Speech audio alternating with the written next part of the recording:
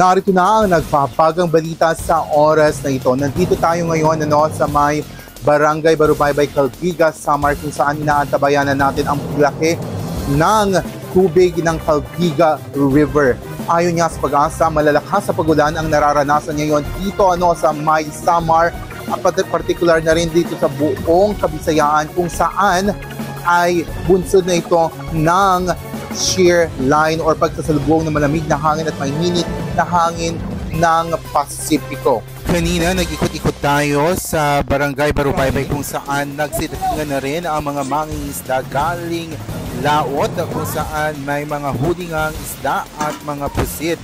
Inaasahan pa nga na hanggang sa Miyerkules ang mga pag-ulan na ito bunsod ng shear line. Kaya pinag-iingat ang ating mga kapamilya na maging mapagmatsyag dahil posible ang pagguho ng lupa at mga pagbaha.